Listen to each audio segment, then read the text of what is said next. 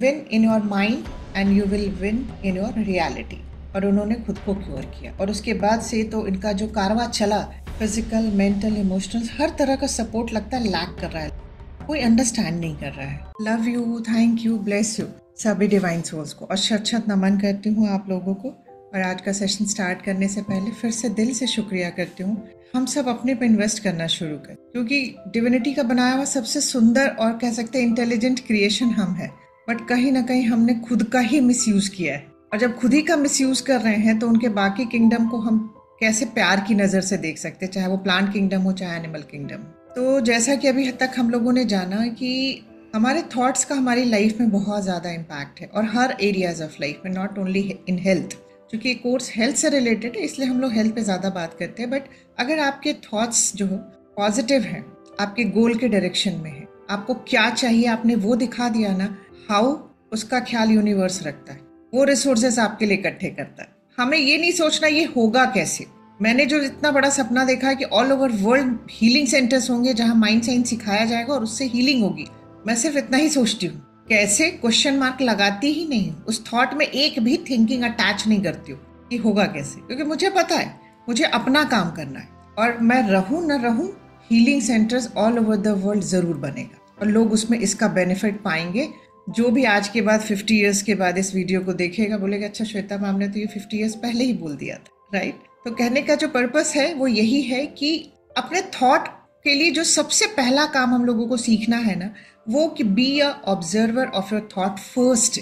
अभी पता ही नहीं चल क्या रहा है अंदर, तो इसके लिए जो सबसे इजी चीज सिखा, 5 मिनट में बहुत लंबा टाइम बता रही हूँ, आप 2 मिनट 3 मिनट के बाद आपको बेचैनी होने लगेगी।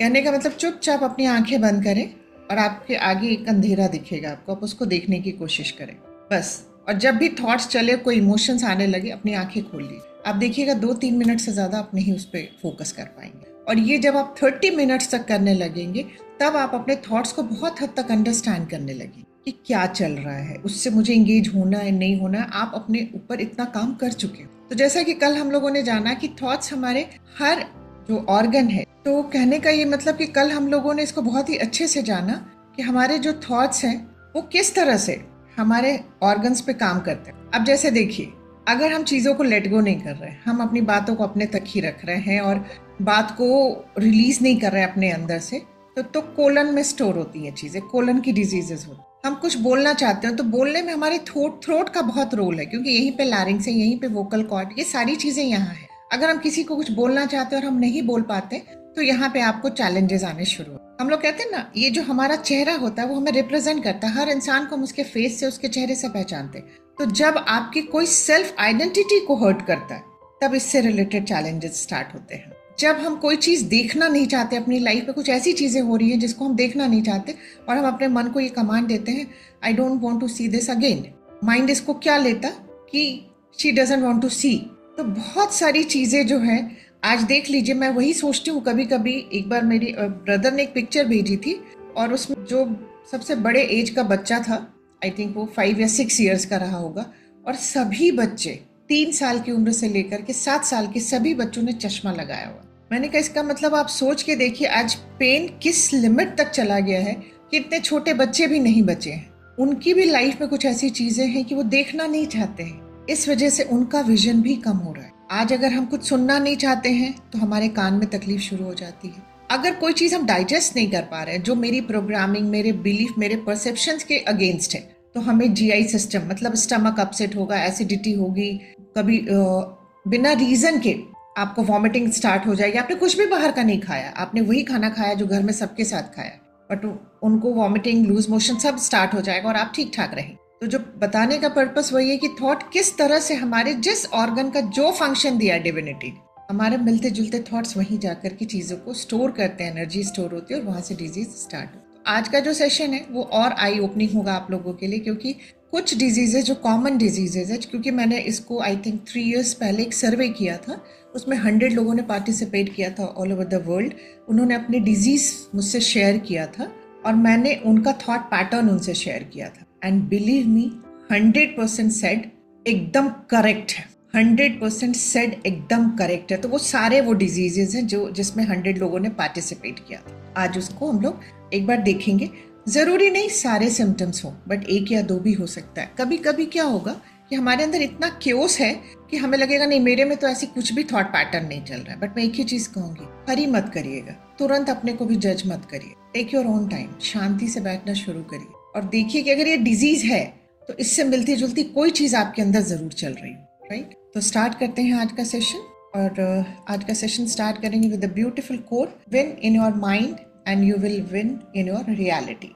कहने का मतलब अगर हमें रियलिटी में जीतना है, रियल वर्ल्ड में जीतना है, जिसमें हम रह रहे हैं, जीते हैं, उसमें अगर हमें जीतना है तो हमें यहाँ जीतना होगा। ये कोट मेरे दिल के बहुत करीब है और मैं ये बार बार बोलती हूँ just to program myself कि yes I want to win in my mind. मैं अपने मन में जीतना चाहती हूँ, बाहर की दुनिया में नहीं, क्योंकि मुझे इतना पता है यहाँ जीत गई तो बाहर तो जीत तय है मेरी, राइट। तो मैं कहती हूँ इसको बहुत सबके लिए बहुत सुंदर कोट हो सकता है उनकी लाइफ के लिए। कुछ लोगों के बारे में मैं आप लोगों को बताऊंगी। Milton Erickson sir, doctor Joseph Murphy Louise है, इन सारों को ड्रेडेड डिजीज था, इन्होंने अपने माइंड पावर को यूज करके अपने को हील किया।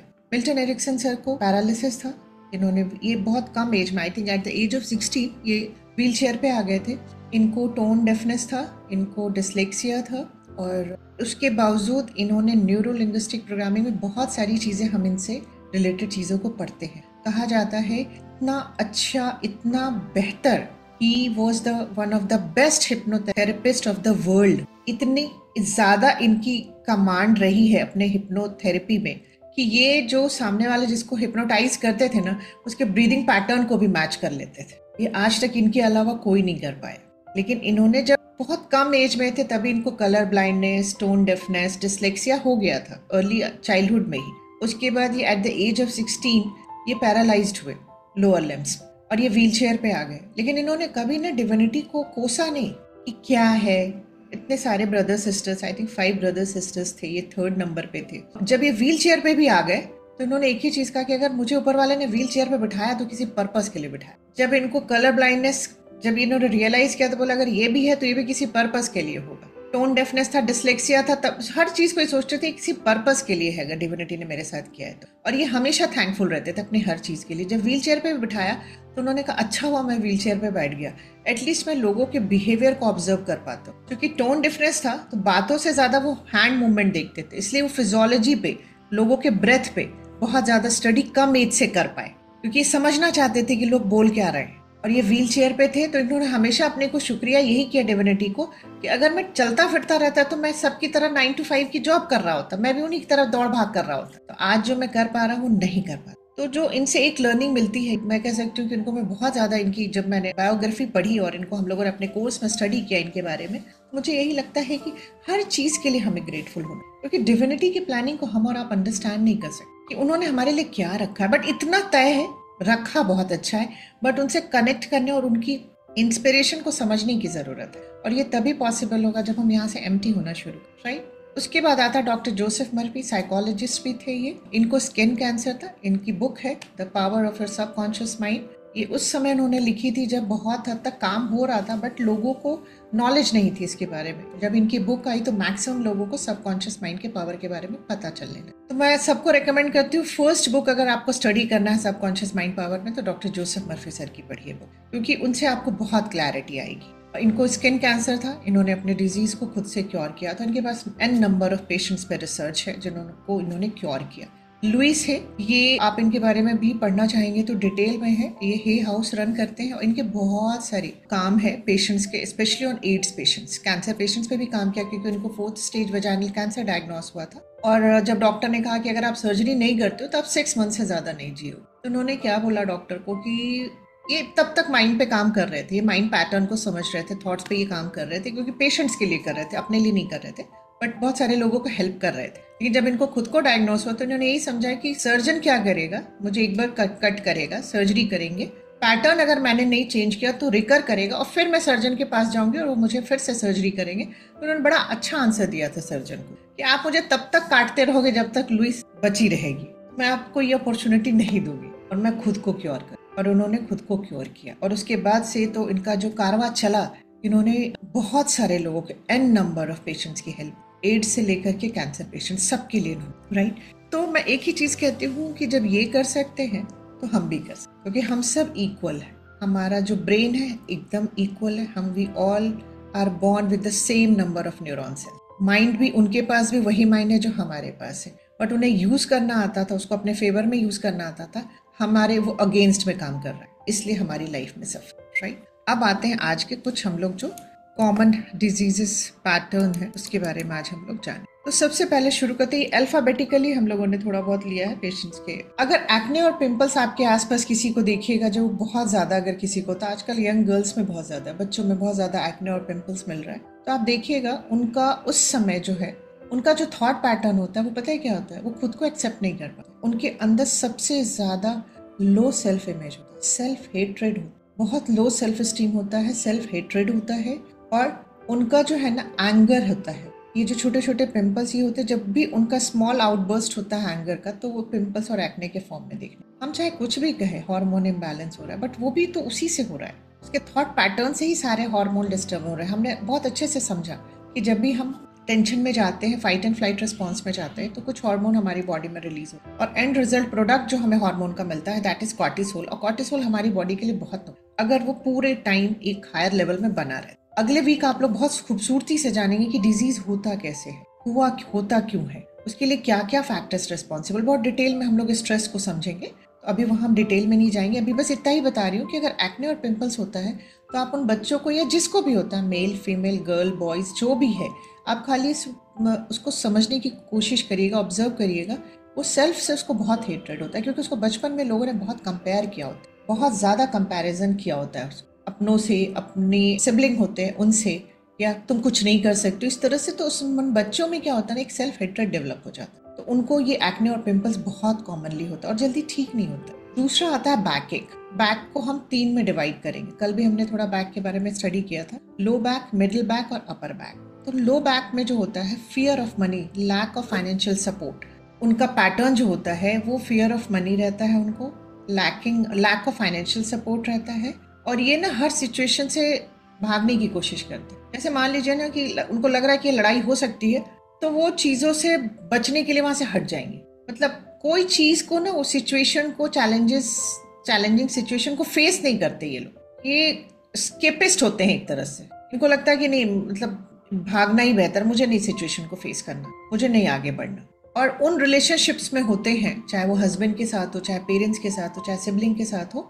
जो बहुत हर्टफुल रिलेशनशिप्स। आज देखिए यहाँ ऑर्थोपेडिक सर्जन्स भी हैं, आप देखिएगा आज बैक एक बहुत बढ़ रहा है। इतना बैक एक हम लोग अपने कॉलेज टाइम में नहीं सुनते थे जितना आज सुनते। इसका जो सबसे बड़ा रीजन होता है, मैं एक ही चीज कहती हूँ कि ये सारे रीजंस होते हैं, क्योंकि आज जो मेरा अपना एक्सपीरियंस है, मैं इतने सारे लोगों को काउंसिल करती रही हूँ और आज भी सुनती हूँ। अब तो पेशेंट्स पे भी बहुत सारे लोगों को लगता है, जो समझ सकते हैं उनको ध्यान से सुनती हूँ, उनके रूट में जाने की कोशिश करती हूँ।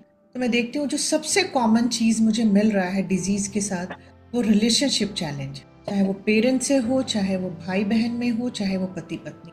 अगर ये सब ठीक है तो बच्चों के साथ बहुत पेनफुल, मतलब जो मुझे रूट कॉज मिला है वो पेनफुल रिलेशनशिप है। इसलिए मैं कहती हूँ कि अगर हमें किसी भी एरिया में ग्रो करना है तो first we have to work on relationship. अगर मैं सच बताऊं तो अगर आपको हेल्दी भी होना है तो आपको रिलेशनशिप पे पहले काम करना होगा, क्योंकि वहीं से हर्ट स्टोर किया है। और बाहर के रिलेशनशिप से पहले आपको अपने इनर वर्ल्ड का रिलेशनशिप ठीक करना होगा, कॉन्शियस, सब कॉन्शियस एंड सुपर कॉन्शियस। ये हो गया लो बैक एक, जब होता है, जब कंप्लेन करता है पेशेंट। दूसरा, जब मिडिल की बात होती है, मिडिल बैक जो होता है हमारा, उसमें अगर पेन बना रहता है, उसमें जो सबसे प्रोमिनेंट इमोशन होता है, जो पैटर्न होता है थॉट का, दैट इज गिल्ट।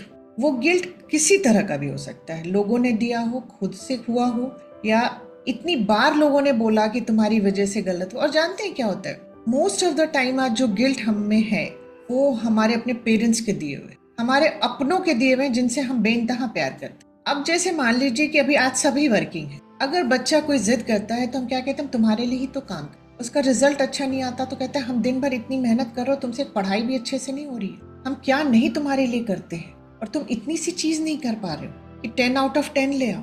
उसका मन पढ़ाई में नहीं है, वो आर्टिस्ट है, उसको आर्ट में मन लगता है, उसको क्राफ्टिंग में मन लगता है, बट हमें तो नंबर ही चाहिए। मछली को ना हम पेड़ पे चढ़ा के ही रहेंगे, क्योंकि अगर वो मछली पेड़ पे नहीं चढ़ी तो इंटेलिजेंट नहीं हो सकती। तो आइंस्टीन सर ने कहा था, बहुत सुंदर बात कही थी, कि मार्क्स से हम जज करते हैं अपने बच्चों को। और मैंने जब बच्चों का सेशन किया तो that was so surprising for me also, कि मुझे बच्चों ने पर्सनल पे मैसेज किए नंबर लेके अपने पेरेंट्स से, कि हमारे पेरेंट्स को समझा सकते हैं क्या कि वो आज भी आपका सेशन सुनने के बाद भी मुझे मार्क्स के पीछे हमें पड़े हुए कि मार्क्स ही सब कुछ है। मैं क्या उनको रिप्लाई करती हूँ बच्चों, क्योंकि मैं हमेशा कहती हूँ काउंसलिंग के लिए पेरेंट्स बच्चों को लेके आते हैं और मैं कहती हूँ काउंसलिंग बच्चों की जरूरत ही नहीं, काउंसलिंग तो पेरेंट्स की है। और जिन बच्चों में जितना चैलेंज मैंने देखा उनके पेरेंट्स को उतना ज्यादा काउंसलिंग की जरूरत है। और जब पेरेंट्स को कहते हैं कि आपको काउंसिल करेंगे तो बच्चा लेके भाग जाते हैं कि भाई हमारी काउंसलिंग शुरू हो गई, बच्चे का तो कुछ कर नहीं रहे, चलो उसको लेके दूसरे साइकेट्रिस्ट के पास चलो। लेकिन रियलिटी बता रही हूँ, बच्चों को काउंसलिंग की बहुत कम जरूरत है, उनके अंदर कचरा ही कम है अभी।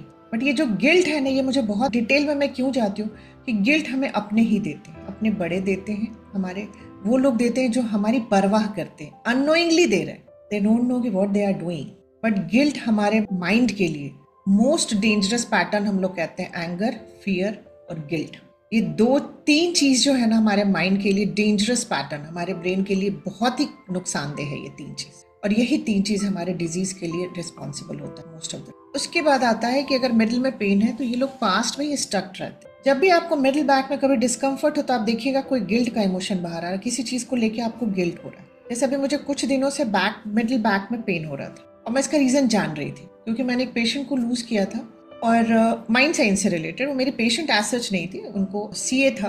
और जब वो हम लोग उन पे काम कर रहे थे और वो रिकवर कर गए 100%। और कुछ दिन के बाद उन्होंने मुझसे कहा कि अब तो मैं रिकवर कर गई, मुझे अब इन चीज़ों की ज़रूरत नहीं है। तो चूंकि जस्ट हम लोगों ने स्टार्ट ही किया था, मैं उनको ये बोल नहीं पाई कि नहीं, इस सेशंस की ज़रूरत आपको लाइफ लॉन्ग पड़ेगी, क्योंकि जिस पैटर्न ने आपको डिजीज क्रिएट किया है वो आपको जाने में टाइम लगेगा। और वही हुआ, वो मैं उनको बोल नहीं पाई। और जब उनको डिजीज वापस आई, मेटास्टेसिस के साथ आई, तो उन्होंने मुझसे एक ही चीज़ कहा। मैंने कहा मैं आपको बोलना चाहती थी कि आप इन सेशंस को मत छोड़ो, और लेकिन मैं आपको बोल नहीं पाई। तो उन्होंने जो मुझे आंसर दिया था कि दीदी मुझे तो नहीं पता था ये साइंस, बट आपको तो पता था, आपने तो मुझे रोकना चाहिए था ना, मुझे जीना है, किसी तरह से मुझे बचा लीजिए। मैं भगवान नहीं हूँ ना, मैं उन्हें बचा सकती हूँ, मैं किसी को जीवन नहीं दे सकती। हम सब डॉक्टर्स हैं, हमें लोग, बहुत सारे लोग हमें भगवान के रूप में देखते हैं, बट हम भगवान नहीं। अगर हम भगवान होते तो हमारे घर में कोई डेथ नहीं होती, हमारे अपने हमें छोड़ के नहीं जाते। तो भगवान तो हम नहीं होते, हम अच्छे से जानते हैं। बट उनकी वो चीज़ मुझे बार बार इधर याद आ रही थी बहुत टाइम से, और वो मेरे अंदर थोड़ा सा गिल्ट है। मुझे जब भी वो डिस्कम्फर्ट होता है तो मैं उसको रिकॉल कर पाती हूँ कि अच्छा वो सामने आ गया और यही चीज़ हुआ कि आपने मुझे रोकना था, बताना था ये बात, राइट। तो कभी कभी उस गिल्ट की वजह से मैं उस पास्ट में भी चली जाती हूँ जो उनके साथ मेरे कन्वर्सेशंस हुए। उसके बाद आता लैक ऑफ सपोर्ट। उस समय ना एक सपोर्ट चाहिए होता है हर तरह का, फिजिकल, मेंटल, इमोशनल, हर तरह का सपोर्ट लगता है लैक कर रहा है लाइफ।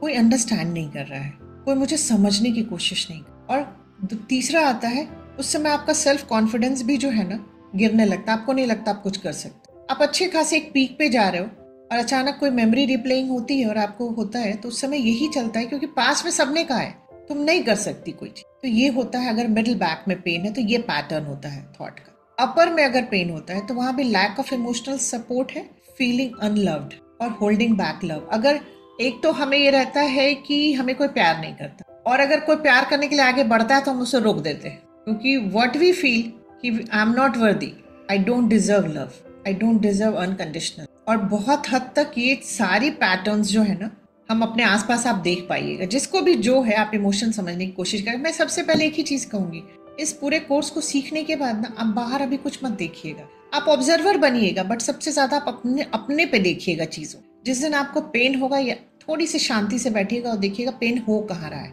कौन सी जगह है वो, वहाँ क्या स्टोर हो सकता है, क्या चल रहा है, क्या मैं कोई चीज डाइजेस्ट नहीं करना चाह रही हूँ, जो मुझे बोला जा रहा है वो मेरे प्रोग्रामिंग से मैच नहीं कर रहा है। तो आप देखिएगा आपको एसिडिटी हो रही है, आपको इंडाइजेशन हो रहा है, आपको लूज मोशन हो रहा है, वॉमिटिंग हो रहा है, आप कुछ बहुत सारी चीजें बोलना चाह रहे हो, अपने इमोशनल हर्ट्स निकालना चाह रहे हो, लेकिन आपको पता है कि nobody is going to listen me, nobody is going to understand me, तो क्यों बात करना। बट उसको नहीं पता, वो निकलने के लिए रेडी हो। तो इन चीजों को अपने पे ही पहले देखना शुरू करिएगा, राइट।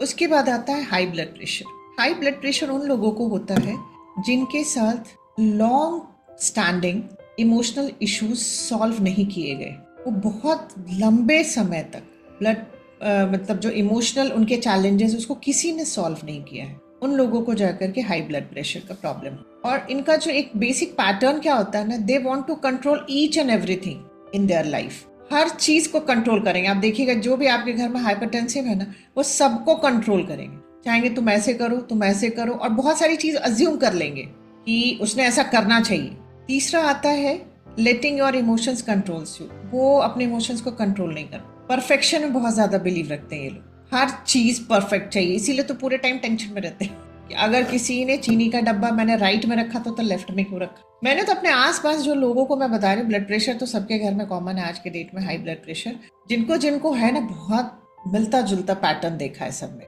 इंटरफेयरिंग विद अदर्स, ये हर चीज में आपको इंटरफेयर करते हुए दिखेंगे, ये मत करो, ये अच्छा नहीं है, ऐसा नहीं है, ये है, मेरे पास ये एक्सपीरियंस है, मेरे तजुर्बे से काम करो, तुम जो सोच रहे हो वो सही नहीं जाएगा। तो इस तरह के लोग होते, और जिनका जो बीपी अक्सर लो रहता है, उनको चाइल्डहुड में ना लव लैक किया होता है, उनको लव नहीं मिला होता चाइल्डहुड, उनका भी सेल्फ लव जो होता है बहुत लो होता है, और उनमें किसी तरह का एंथुजियाज्म नहीं होता। They don't want to exactly live the life, वो बस जीते, they are alive only but they are not living their life. Cholesterol high जो होता है, ये लोग का जो पैटर्न होता है, जिनके हाई कोलेस्ट्रॉल आजकल बहुत कॉमन हो गया देखने, तो ये लोग क्या करते हैं ना, इनको क्या लगता है कि इनकी लाइफ से जॉय खत्म। आज ये भी बहुत कॉमन हो गया है, क्योंकि कहीं ना कहीं हमने अपने एक्सपेक्टेशंस इतने हाई कर दिए, इतना ज्यादा सोशल मीडिया पे सबको देख रहे हैं कि अभी तो मैं कभी कभी चैम्बर में जब रूट पे मैं जाती हूँ, कॉज को ढूंढने की कोशिश करती हूँ कि इनके जो चैलेंजेस है इसका रूट कॉज क्या है, तो इतनी फनी फनी चीजें बाहर आके निकल के आती है जो मुझे समझ में नहीं आता, मैं इनको क्या ही समझाऊं। एक लेडी के बहुत सारे चैलेंजेस हैं, बहुत सारे हेल्थ इश्यूज। जब मैं उनके रूट में गई तो उन्होंने मुझसे शेयर किया, उनका कोलेस्ट्रॉल भी बहुत हाई था। उन्होंने कहा मुझसे कि मेरे सारे जो फ्रेंड्स हैं सबकी लाइफ बहुत अच्छी है, सिर्फ मेरी ही खराब है। कोई कभी कहीं घूमने जाता है, कभी कोई कहीं घूमने जाता है, उनके हस्बैंड उन्हें इतना प्यार करते हैं, इतनी अच्छे से उनकी केयर करते हैं, सारी कुछ करते हैं, और एक मेरे हस्बैंड, मतलब एक पूरा कंप्लेन उन्होंने मुझे सुनाया। मैंने कहा आपको कैसे पता उनके यहाँ सब कुछ अच्छा चल रहा है? अरे आप उनका फेसबुक देख लीजिए, उससे समझ में आ जाता है। ये बताइए फेसबुक पे झगड़ा कौन डालता है? फेसबुक पे तो स्माइल करते ही फोटो डालते हैं। मैंने ऐसे लोगों को भी देखा है, करवा चौथ में सज के धज के सवर के वो फोटो खिंचवाते हैं। फेसबुक पे तो मैं नहीं हूँ, बट चूंकि वो फेसबुक पे है तो पता चलता है, वो डालते हैं। और एवरी वीक मेरे से अब तो बात नहीं होती, लेकिन जब होती थी तो मुझे यही बताते थे कि आज फिर मारपीट हुई। मुझे समझ में नहीं आता थी कितना प्रेम है ये कैसा प्रेम है। अब फेसबुक प्रेम ही रह गया, मुझे तो ऐसा लगता है। मुझे लगता है रियलिटी में प्रेम कम हो रहा है, फेसबुक पे रह गया। तो कहने का मतलब जब आप इन चीजों को दूसरों की ना, ये ह्यूमन साइकोलॉजी है, हम दूसरों के दुख से इतना दुखी नहीं होते जितना हम दूसरों को खुश देख के दुखी हो जाते हैं। ये रियलिटी है, ये हमारी साइकोलॉजी है ह्यूमन। मैं कहती हूँ तो क्यों देखना फेसबुक, अपनी जिंदगी में झांको, अपने मन को झांको ना कि क्या चल रहा है मेरे अंदर, राइट। तो ये लोगों को क्या लगता है ना, लाइफ से जॉय ही खत्म हो चुका है। और अगर कोई इनकी तरफ बढ़ता भी है ना तो एक बाउंड्री बनाए रखते हैं कि नहीं, मैं खुश नहीं रह सकती। मतलब ये विक्टिम मोड में रहते हैं most of the time they live in the victim mode. उसके बाद आता है कोल्ड और कफ। इस समय आप देखिएगा कोल्ड और कफ जो होता है, हम लोगों ने जो जब डिफेंस मैकेनिज्म पढ़ा था तो हमने बहुत क्लियरली इस चीज को समझा था कि हमारा इम्यून सिस्टम में उतना पावरफुल इम्यून सिस्टम भगवान ने हमें दिया है कि किसी भी बैक्टीरिया, वायरस, फंगस से वो लड़ सकते, किसी भी डिजीज से हमें बचाने के लिए अपने आप में केपेबल है। बट हम उसे काम करने देंगे तब, क्योंकि मोस्ट ऑफ द टाइम हम टेंशन में रहते हैं, स्ट्रेस में रहते हैं, फियर में रहते हैं, तो हमारा डिफेंस सिस्टम एक्टिवेट हो जाता है। और हमारा जब भी हम फाइट एंड फ्लाइट में जाते हैं तो वो जो हमारे सिस्टम को बंद करता है, वो सबसे पहले बंद करता है हमारे डाइजेस्टिव सिस्टम को, उसके बाद बंद करता है एब्जॉर्प्शन को, फिर एक्सक्रीशन को, और फोर्थ इम्यून सिस्टम। कहता है तुम चारों अभी रुको, तुम्हारे रिप्रोडक्टिव सिस्टम को भी, तुम पांचों अभी रुको, तुम्हारी जरूरत नहीं है, अभी मेरे ओनर को फाइट और फ्लाइट में चला गया, मुझे उसको बचाना ज्यादा इंपॉर्टेंट है तुम्हारे लिए। तो इम्यून सिस्टम को जब आपने शट डाउन किया हुआ है, जब आपने उसको शट डाउन किया है, तो कहाँ से वायरस, बैक्टीरिया और फंगस से वो लड़ेगा? वो तो चुपचाप बैठा है, जो भी आएगा वो अंदर चला ही जाएगा। तो इसलिए आज कोल्ड कफ बढ़ रहा है। आप देखिएगा जब भी कोल्ड कफ आपको होता है, उसके आगे पीछे, मतलब आगे का तो नहीं बट पीछे आप जाइएगा तो आप देखिएगा कि आप या तो किसी चीज को लेकर फियर में गए, टेंशन में गए, और बहुत सारी एक साथ चीजें चलने लगी जिससे आप कंफ्यूज हो गए और माइंड नहीं समझ पाया कि देयर इज नो डेंजर। जो भी ये सिर्फ माइंड में ही कहानी चल रही है, उसको लगता है कोई डेंजर आ गया, तो फिर से अपना डिफेंस सिस्टम एक्टिवेट करता है, फाइट एंड फ्लाइट रिस्पॉन्स में जाता है और सारे एचपी एक्सेस को एक्टिवेट कर देता है। उसके बाद बाकी इन सारे सिस्टम्स को कहता है तुम बंद करो। तो उस समय कोई भी आपको सिंपल सा वायरस भी है अगर तो आपको इन्फेक्ट कर देता है, क्योंकि इम्यून सिस्टम बंद पड़ा हुआ है, वो काम नहीं कर रहा अभी। तो आप एक चीज को ध्यान दीजिएगा, जब भी हमें कोल्ड कफ होता है ना, तो too much thoughts going at once, बहुत सारी चीजें एक साथ चल रही है अंदर में, उसका सॉल्यूशन नहीं मिल रहा। और आप इस चीज को देखिएगा, बहुत हद तक कंफ्यूजन स्टेट में आप रहते हैं, क्योंकि माइंड नहीं समझ रहा है। कुछ स्मॉल हर्ट्स आपको थोड़े थोड़े टुकड़ों में मिले हैं। हो सकता है आपके पार्टनर ने अभी कोई ऐसी बात कह दी जो आपको बहुत ज्यादा हर्ट करिए, क्योंकि वायरस बैक्टीरिया हमें अच्छे से पता है एनवायरनमेंट में इनफ है। तो जैसे ही आप हर्ट में जाते हो और आपको स्ट्रेस होता है, आप टेंशन में जाते हो, फिर से हमारा फाइट एंड फ्लाइट एक्टिवेट हो जाता है, एचपी एक्सिस को एक्टिवेट करता है, फिर सारे ये 5 सिस्टम को बंद करता है और हम वो वायरल इन्फेक्शन ले लेते हैं। हम क्या सोचते हैं कि हमने ठंडा पानी पी लिया इसलिए हो गया, हम बाहर ठंडे में चले गए, बारिश में भीग गए इसलिए हो गया। नहीं, बारिश का पानी हीलिंग के काम आता है। आपको पता है बारिश के पानी हमारा ऑरा क्लीन करते हैं, ये मैं आपको साइंटिफिक फैक्ट बताया। ये हमारी नेगेटिव एनर्जी को पॉजिटिव में कन्वर्ट कर देता है। बट आप किस बिलीफ के साथ बारिश में भीग रहे हो वो मैटर करता है। अगर आपके बिलीफ में है कि बारिश में भीगने से बीमार होते हैं तो जरूर बीमार हो जाएंगे। और अगर आपको ये पता है साइंस की नहीं, बारिश का पानी हमारे ऑरा को क्लीन करता है, हमारी नेगेटिव एनर्जी को वॉश आउट करने में मदद करता है, तो आप बारिश में एंजॉय करते हुए। उसके बाद कहता है कि और जब खांसी होती है, बहुत ज़्यादा ड्राई कफ आप देखिएगा होगा, उस समय आपके अंदर बहुत सारी चीज़ें हैं जो बोलने की है, जो आप बोल नहीं पा रहे। उस समय जो थॉट रियली चलता है पता है क्या है, मन करता है भौंके, गुस्सा करे लिटरली लोगों पे, इतना कुछ बोलने का मन करता है। उस समय आपको सिर्फ ड्राई कफ, क्योंकि इरिटेंट कफ होता है, इरिटेट कर रही है चीज़ें आपको आपके आसपास की। इतना सुंदर है ये।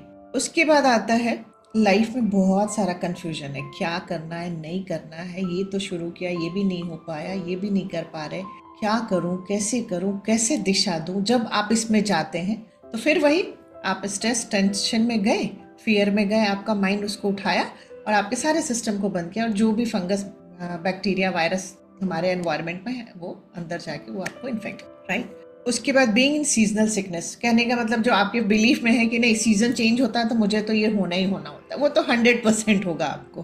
तो ये बहुत ज़्यादातर मैं देखा है कोल्ड कफ में। हमारे घर में भी कुछ लोग हैं जो अपने को मतलब डिक्लेयर करके रखे कि जब भी मौसम चेंज होगा तो मुझे एलर्जी होगी और मुझे कोल्ड कफ होगा, और उनको साल में 4 बार होता ही मेरा देखा हुआ, आज भी हम देख रहे हैं। बहुत कोशिश की कि चेंज करिए दादा अपने बिलीफ को, बट वो कर नहीं पा रहे कह रहे श्वेता ऐसा कुछ होता नहीं है, बट ठीक है मैं ठीक हो जाऊंगा 10-15 दिन। ये हो गए आपके इतने सारे डिजीज के थॉट पैटर्न। नेक्स्ट पे आते हैं सिस्ट कहीं का भी हो, चाहे ओवेरियन सिस्ट हो, कहीं भी बॉडी में सिस्ट हो, उसका जो थॉट पैटर्न होता है इन लोगों को होता है जो लोग ओल्ड मेमोरीज को बार बार रिलीव करते हैं। और वो ओल्ड मेमोरीज जो है ना, पेनफुल ओल्ड मेमोरीज है, वो जब उसको बार बार रिलीव करते हैं तो वहां से क्या होता है कि सिस्ट फॉर्मेशन होता है हमारी बॉडी में। ये हमेशा अपने आप को अकेला ही फील करते हैं, इनके पास सारी दुनिया है, बट जो भी रीजन से इन्होंने परसीव किया है कि मैं अकेली हूँ, मेरे पास कोई ऐसा नहीं है, और ये चाहते हैं कि लोग मुझे बहुत प्यार करें, मुझे रेस्पेक्ट करें, और ये फील करते हैं कि इनकी लाइफ में प्यार नहीं है। तो कहने का मतलब ये है कि इतना समझ में जब आप आता है ना, जब आप उसको पूछते हो, आपके अपने पेशेंट से बात करते हो, तो आपको सारी चीजें निकल के सामने आई। डिप्रेशन के लिए हम लोग कहते हैं, डिप्रेशन उन लोगों का जो डिप्रेशन जो होता है, उनके अंदर जो थॉट पैटर्न होता है वो होपलेस हो चुके हैं। उनको कुछ भी नहीं लगता है कि कुछ भी करेक्ट किया जा सकता, और उनको लगता है कि अब मुझे क्विट करने का टाइम आ गया हर चीज। और दूसरा जो इनके अंदर होता है, एंगर बहुत ज्यादा है कि मेरे होने नहीं होने का कोई वजूद ही नहीं है, मैं रहूं तो भी किसी को फर्क नहीं पड़ता, नहीं रहूं तो भी नहीं पड़ता। और इनका एंगर जो है ना, बाहर निकलने की बजाय ये उसको अपने इनर वर्ल्ड में डाइवर्ट कर देते, और ये बहुत खतरनाक। और यही जब इनर वर्ल्ड में चला जाता है, ऐसे ही बच्चे सुसाइडल अटेम्प्ट करते। इनका जो थॉट पैटर्न एक ये भी होता है कि इनको ये लगता है कि अब सब कुछ मेरे आउट ऑफ कंट्रोल हो चुका, अब मैं कुछ भी सही नहीं कर सकती और ना कंट्रोल कर सकती। और एक बहुत कॉमन चीज है, जिनके भी आसपास आप डिप्रेशन की चीज देखिएगा, ये साइंटिफिक रिसर्च बता रही हूँ, उन बच्चों को आज ये डिप्रेशन जो बढ़ रहा है उसका एक रीजन विटामिन डी डेफिशिएंसी भी है। तो अगर आपको ऐसे बच्चे मिलते हैं, जितने लोगों बच्चे मेरे पास डिप्रेशन के लिए आए थे उनका मैंने विटामिन डी कराया, सबके कम है। और जब दिया तो मैंने उनके मूड एलिवेशन भी मैंने देखा। मैंने कोई एंटीसाइकोटिक ड्रग्स हम कुछ भी नहीं देते, हम सिर्फ उन्हें कुछ चीजें सिखाते हैं, लेट गो करना सिखाते हैं, फॉरगिवनेस पे काम कराते हैं, सेल्फ लव सिखाते हैं, और जो सबसे इंपॉर्टेंट चीज सिखाते हैं, flow with the life, enjoy life, happiness is a state of mind, don't depend on anything for your happiness. हमें क्या लगता है ये मिल जाएगा तो मैं खुश हो जाऊंगी, तब तो पूरी जिंदगी हम भागते ही रहेंगे कुछ पाने के लिए, पूरे उस रेस में जाना ही नहीं। मेरे पास बहुत कुछ है अपने आप में, मैं खुश रहना मेरा एक बेसिक नेचर होना चाहिए कि मैं हर सिचुएशन में, राइट। तो ये हो जाता है डिप्रेशन के लिए। उसके बाद आता है जीआई इशू। जीआई इशू भी आज बहुत कॉमन हो गया। इसके पीछे भी जो थॉट पैटर्न रहता है उसमें फियर बहुत इंपॉर्टेंट। आप देखिएगा जिनको भी जीआई इशू रहता है मोस्ट ऑफ द टाइम वो फियर में रहते हैं, उन्हें बहुत ज्यादा डर लगता है। उन्हें क्या लगता है कि कुछ गलत हो जाएगा, कुछ भी किसी भी तरह का फियर हो सकता है। फियर ना छोटा बड़ा होता है हमारे लॉजिक माइंड के, but not for our subconscious mind. अगर मुझे ये लग रहा है मैं खाना आज बना रही हूँ, पता नहीं लोगों को पसंद नहीं आया, कोई गुस्सा किया, चिल्लाया, तो क्या होगा? ये बहुत बड़ा फियर है माइंड के लिए। बट अगर आप लॉजिकली सोचो तो it's a small thing, but mind इसको डिफरेंशिएट नहीं कर पाता कि ये छोटा फियर है कि बड़ा फियर है। फीलिंग ऑफ रिजेक्शन रहता है जिनको जीआई इशू, मतलब उनको लगता है कि सभी लोगों ने उसे अपनी लाइफ में रिजेक्शन की फीलिंग दी है। इंटेंस एंगर होता है, intense anger, unable to speak out, feeling of uncertainty और एंग्जाइटी। ये सारे पैटर्न होते हैं जिनको जीआई इशू होता है। कुछ भी हो सकता है उसमें, एसिडिटी हो सकती है, आपको आईबीएस हो सकता है। आईबीएस बहुत कॉमन हो गया है, उसका बहुत बड़ा ये मेंटल पैटर्न है। मैं गैस्ट्रोएंटरोलॉजिस्ट है, जब मैंने उनसे ये चीज़ें शेयर की तो उसने बोला मेरे से, यस दीदी, मैं आज अगर 100 पेशेंट देखता हूँ पर डे तो ओनली 2 पेशेंट्स में मुझे कोई डिजीज मिलती। 98% पेशेंट्स आर इस मतलब सिम्टोमैटिक तो होते हैं but there is no pathology. और वो सिर्फ और सिर्फ उसके यहाँ रश का रीजन भी यही है कि he does counselling of the patients, और 1 या 2 मेडिसिन लिखता है। बोला जिसमें बहुत ज्यादा एंग्जाइटी होती है उनको थोड़ा सा माइनर डोज में, लो डोज में मैं एंग्जोलाइटिक दे देता हूँ, अदरवाइज कोशिश करता हूँ उनको समझाने की, काउंसिल करने की, राइट। उसके बाद आता है ओवरवेट। ओवरवेट जो लोग हो जाते हैं, आप एक चीज देखिएगा, they are basically over sensitive people. Fear shows a need for protection. जैसे हम डरते हैं तो हम क्या सोचते हैं कि यार मुझे कोई प्रोटेक्ट करे, तो हमारी बॉडी में भी वही होता है कि जब हम डर में रहने लगते हैं, जब हमारी लाइफ में फियर की एंट्री हो जाती है तो हमारा फैट जो है बढ़ने लगता है हमारा, इट्स अ प्योर साइन। उसके बाद आता है जिनके अंदर जो ओवरवेट लोग होते हैं वो रेजिस्ट करते हैं, जल्दी फॉरगिव नहीं करना चाहते क्योंकि उनको बहुत लोगों ने हर्ट किया होता है। उनको क्या लगता है ना कि अगर मैंने फॉरगिव किया तो ये फिर से मुझे हर्ट कर सकते। फॉरगिव करना है लेकिन एक बाउंड्री बनाना है कि वो दोबारा आपके रियल में ना एंटर कर सके, राइट। ये अपनी फीलिंग से ही भागते हैं। इनको अगर कोई फीलिंग आ रही है, इमोशंस आ रहे हैं, तो ये उसको जीना नहीं चाहेंगे, उसको फेस नहीं करना चाहेंगे, वो अपनी फीलिंग से भी भागते हैं। इनसिक्योरिटी बहुत बड़ा इनके पे पैटर्न होता है। इनसिक्योरिटी बहुत देखा जाता है इन लोग। सेल्फ रिजेक्शन होता है और सीकिंग फुलफिलमेंट, राइट। उसके बाद आता है, आजकल देखिएगा बच्चे भी कहते हैं पूरे टाइम फटीग फील होता है, टायर्ड फील होता है। आजकल हम लोगों को भी होता है बहुत बार, बहुत बिना किसी रीजन के, कुछ ज्यादा काम भी नहीं किया बट फील करते हैं कि बहुत फटीग हो रहा है, एकदम टायर्ड फील हो रहा है। इसका जो सबसे पहला रीजन होता है lack of love in life. आज मेरे से बहुत सारे डॉक्टर्स यहाँ एग्री करेंगे कि जितने भी लोग हमारे पास वीकनेस करके आते हैं, टायर्ड फीलिंग करके आते हैं, या अच्छा महसूस नहीं होता, ताकत नहीं लगती, कुछ करने का मन नहीं करता है, उसमें सबका हीमोग्लोबिन और ब्लड शुगर कराते हैं, उसमें मुझे लगता है 60 to 70% नॉर्मल आता है। तो जब रूट में जाने की कोशिश करती हूँ, थोड़ी बहुत बातें करती हूँ कैसा चल रहा है, तो बहुत सारे लोग तो तुरंत ओपन अप नहीं हो पाते, बट हाँ कुछ लोग ओपन अप अगर हो जाते हैं तो उनसे बात में पता चलता है कि उनकी लाइफ में लव लैक करता है। उनका कहना है कि कोई भी मुझे सच्चा प्यार मिला ही नहीं, और हमेशा अपने आप को अलोन फील करते हैं, होपलेस फील करते हैं, and tired of trying to prove yourself. ये क्यों थक जाते हैं? क्योंकि अपने को प्रूव करते करते थक चुके होते हैं। उसके बाद क्या होता है, सेल्फ वर्थ जीरो होता है, सेल्फ स्टीम लो होता है, और इनके अंदर एक पैटर्न चलने लगता है कि I don't want to live, I don't want to live, right. उसके बाद आता है हेडेक और माइग्रेन। जैसा कि मैंने आपको पहले ही बताया था कि जो हेडेक वगैरह होता है, चूंकि हेड जो है ये हमारे आइडेंटिटी का एक बहुत बड़ा पार्ट है, तो जब मेरी आइडेंटिटी को कोई चैलेंज करता है या उसको चेंज करने की, क्रश करने की कोशिश करता है, तो हमारे अंदर अपने लिए ही हम सेल्फ हेट्रेड डेवलप करने लगे, फियर में रहते हैं। जिनको भी सेल्फ क्रिटिसिज्म बहुत ज्यादा होता है कि मैं अच्छी नहीं हूँ, मैं बुरी हूँ, मैं कुछ नहीं कर सकती, क्योंकि इतनी बार लोगों ने बोला होता है ना कि हमारा मन उसको एक्सेप्ट कर लेता है। और कहते हैं ना, बोलने वाला कोई और नहीं होता है, हमारा अपना नियर एंड डियर वन ही होता है, राइट। उसके बाद आते हैं हम हाइपोथायराइडिज्म, थायराइड। जितने भी हमारे ग्लैंड्स हैं ना, वो कब कम काम करते हैं मैं आज आपको बताती हूँ। जब हम गिव अप कर चुके होते हैं अपने में कि नाउ इनफ इज इनफ, अब मैं थक गई हूँ अपनी चीज, मुझे इतना पता है कि जो भी मैं अपनी जिंदगी में करना चाहती हूँ मुझे नहीं मौका मिलेगा, एकदम होपलेस होते हैं। तो कहते हैं ना कि जब हम ये थॉट पैटर्न रखते हैं कि नाउ अब मैं थक गई और मुझसे कुछ नहीं होगा, तो आप सोचिए आपने ये थॉट यहाँ रखा, सेम थॉट आपने सारे सेल्स को कन्वे किया,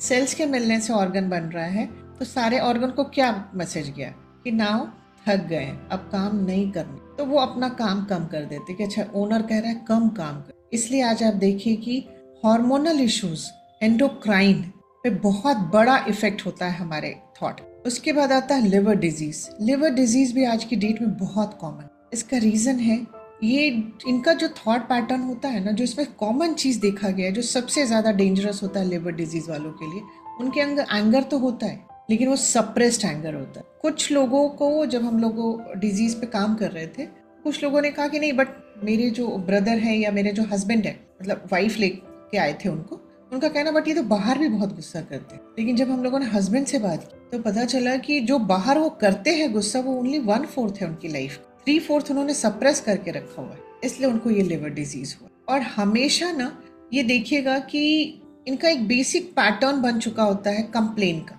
बहुत कंप्लेनिंग हो जाते हैं ये लोग, और ये हर चीज को जस्टिफाई करने की, क्योंकि चीजें गलत हो जाती है ना, तो ये हमेशा जस्टिफाई करने की कोशिश करते हैं चीजों कि ऐसा नहीं ऐसा है, ऐसा नहीं ऐसा है।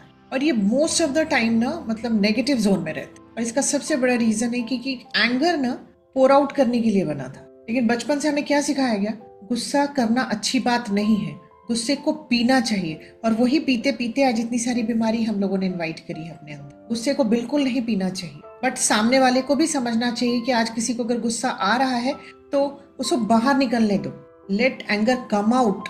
और आप उसको अपने पे मत लीजिए कि वो मेरे पे गुस्सा कर रहा है। अगर आप उनसे प्यार करते हैं तो आप ये समझिए कि अगर ये एंगर इनवर्ड मूव कर गया तो जो भी आपके लव्ड वन है आप उनको डिजीज देंगे। हर चीज को, हमारी एक आदत हो गई है ना, हम हर चीज को अपने पे लेने लगे हैं कि उन्होंने गुस्सा किया, मुझे ऐसा बोला। हम ये नहीं समझ सकते कि उनके अंदर कोई पेन है। आज वो गुस्सा अगर कर रहे हैं तो उनके अंदर कोई इतना ज्यादा हर्ट है, इतनी ज्यादा पीड़ा है कि वो इस तरह से बोल के अपने को रिलीज कर रहे हैं। हम क्या करते हैं, उनका गुस्सा तो नेचर ही हो गया है, वो हर हमेशा गुस्सा करते। मैं जो आज आपको सिखा रही हूँ, ऐसा नहीं कि मैं ऐसा शुरू से हूँ, मैं भी आप ही की तरह थी कि कोई गुस्सा करता तो मुझे लगता था क्या है यार, इतना कुछ करो फिर मेरे पे ही गुस्सा करते। अब समझ में आया कि उनके हर्ट्स बहुत ज्यादा है, उनके अंदर पेन बहुत ज्यादा है, इसलिए इस फॉर्म में वो बाहर आ रहा है। और एंगर हमेशा ना पास्ट रेफरेंस से उठता है। पास्ट में जब इंसान रहता है मोस्ट ऑफ द टाइम, वहां के एक्सपीरियंस से एंगर आता है। और एंग्जाइटी फ्यूचर में जब आप चले जाते तब आपको एंग्जाइटी हो, राइट। तो आज के बाद मैं एक ही चीज कहती हूँ, अगर कोई गुस्सा कर रहा है तो उसको निकलने दीजिए, क्योंकि हमें तो बचपन से सिखाया गया है गुस्सा बुरी चीज है। गुस्सा डेफिनेटली बुरी चीज है, बट हम लोग इसको एक हेल्दी एंगर भी कहते हैं कि अपने एंगर को आप बोलो। जैसे मान लीजिए कि अगर मुझे आज मार्केट जाने का मन नहीं, मेरी किसी बड़े ने घर के बोला श्वेता आज हम मार्केट जाना चाहते हैं, आप मेरे साथ चलोगे? मेरा मन नहीं है, तो मैं कहूंगी कि नहीं मैं नहीं जाऊंगी। अरे ऐसे कैसे नहीं जाऊंगी, मैंने बोला ना मैं नहीं जाऊंगी। This is healthy anger. अब इसको क्या करूंगी, मैं अंदर रख लूंगी और मैं उनके साथ चल पड़ूंगी। पूरे अंदर मैं अपने एंगर को जी रही हूँ उनका, और मेरा रिश्ता भी खराब होगा क्योंकि मेरे थॉट में भी वो नेगेटिव चल रहे हैं वो पर्सन के साथ, वो ट्रैवल करेगा, उनका भी और हमारा रिश्ता भी खराब होगा। और जो मैं अपने अंदर डिजीज को इनवाइट करूंगी वो अलग चीज। इससे अच्छा है कि हम उन्हें पोलाइटली जेंटली बोलने की कोशिश करेंगे, समझाने की आज नहीं जा पाएंगे, आज मेरा सेशन है, दिस इज वेरी इंपॉर्टेंट। अगर आप मेरा वेट कर सकते तो हम कल चल सकते, कल मेरा कुछ भी नहीं, कल मैं। इस तरह से अपनी चीजों को रखना सीखिए। लेकिन मैं एक ही चीज कहती हूँ, मैं जब चीजों को नहीं जानती थी तो मैं एंगर को अपनी लाइफ में सबसे बुरा समझती हूँ। और जब हम ये सोचते हैं ना, अपने किसी भी ब्रदर हो, चाहे मेरा हस्बैंड हो या मेरा बच्चा हो, कोई भी जो गुस्सा करता है, तो हम क्या सोचते कि ये तो ऐसे ही है, कभी नहीं बदलेंगे, वो कभी नहीं बदलेंगे। वो जब भी गुस्सा कर रहे हैं आप सिर्फ सुनिए उन्हें, डोंट रिएक्ट। और आप एक चीज कर सकते हो उस समय, खाली कह सकते हैं love you, thank you, bless you. उनका गुस्सा शांत होने लगे। इतना पावरफुल ये 3 वर्ड्स है। हो सकता है फर्स्ट बार नहीं होगा क्योंकि आप बोल तो रहे हैं मुंह से love you, thank you, bless you, but पीछे बैक ऑफ माइंड में क्या चल रहा है, इनका कुछ नहीं होगा, ये कभी नहीं बदलेंगे। बट मैं कहती हूँ ट्राई करते रहिए, एक दिन वो नहीं करेंगे गुस्सा। और ये भी हम जो आपको बता रहे हैं ये टेस्टेड है। किसी के बच्चे में बहुत ज्यादा चैलेंज था, इतना ज्यादा कि मदर अपने बच्चा जब उनके घर में एंटर करता था तो मदर कहती थी मैं कांपने लगती थी उसके गुस्से से, क्योंकि अब्यूजिव लैंग्वेजेस भी बोलने लगता था। जब उन्होंने हमें कांटेक्ट किया तो हमने कहा अच्छा इसको स्टार्ट करके देखिए। और आज की डेट उनका कहना है कि उनका बच्चे अगर उनका जैसे उनकी कोई बच्चे का कभी प्रेस कर रहे थे जल गया था तो उन्होंने अपनी मदर को कहीं का नहीं मतलब वो छोड़ा, मैं बता नहीं सकती, इतना अब्यूजिव हो गया अपनी मदर के। और जब इन चीज़ों को उन्होंने प्रैक्टिस किया और एक दिन यही हुआ कि फिर से उसके कपड़े में कोई दाग लग गया या कुछ हो गया और उनकी फिर से वो डरे, लेकिन तुरंत उन्होंने अपने को संभाला और love you, thank you, bless you बोला। और जैसे ही वो आया बोला कि बेटा ये थोड़ा दाग लग गया है, अगर थोड़ा टाइम मिल जाता तो। कोई बात नहीं मम्मा, मैं दूसरी शर्ट ले रहा हूँ, आप इसको साफ कर दो। उन्होंने मुझे तुरंत कॉल किया, आई वॉज इन चेम्बर। मैंने कहा मैं आपको बाद में बात करती हूँ। बोले कि प्लीज जरूर कॉल करिएगा, क्योंकि उनको मुझे अमेजिंग रिजल्ट्स मिल रहे हैं सिर्फ क्लेंजिंग प्रेयर और ये 3 वर्ड्स के love you, thank you, bless you. तो आई वॉन्ट टू शेयर। उन्होंने कभी ग्रुप में इसलिए नहीं शेयर किया, उनका कहना है कि इससे अगर कभी ये वीडियो कहीं भी जाएगा तो मेरे और मेरे बच्चे के लिए बहुत चैलेंजिंग हो जाएगा, इसलिए उन्होंने कभी भी ग्रुप में नहीं आते वो तो जो बताने का पर्पस ये है ना कि अगर किसी में एंगर है ना तो उनकी पीड़ा को समझने की कोशिश करें, उनको अंडरस्टैंड जब आप करने लगेंगे ना तो वो आपको अपनी चीजें शेयर करने लगे और वहां से उनकी हीलिंग भी स्टार्ट होने लगे। और जो हम ये सोचते ना बहुत गुस्सा करते तो फिर तो हम कंफर्म कर रहे हैं चीजों को कि वो आगे भी करेंगे। अब आपको क्या बोलना, वो शांत हो रहे, वो गुस्सा कर रहे हैं और आपको अपने मन में बोलना नहीं अभी धीरे धीरे शांत हो रहे, ये शांत हो रहे, ये शांत हो रहे। जब हमारे थॉट से ही चीजें क्रिएट होनी है, हम कर सकते हैं, वी हैव दिस पावर, तो use it in your favour, don't use this power against you. अभी तक तो यही करते आ रहे हैं, कोई गुस्सा कर रहा है तो हम कहते जाते हैं ये कभी नहीं बदलेगा, ये बहुत गुस्सैल है। अपने बच्चों को सबको लेबल कर देते हैं हम लोग एक दो बार के बाद से, और फिर जब वो बढ़ता है तो हम सोचते देखा मैंने सच बोला था। सच नहीं बोला था, आपने क्रिएट किया इस चीज को, उसके लिए क्रेडिट आप ही को जाती है, अपने को शाबाशी दीजिए कि एक पर्सन जो आपने तैयार किया है ना, एंगर का जो गोला तैयार किया ये हमने आपने किया है। इसको बहुत प्यार से समझिए।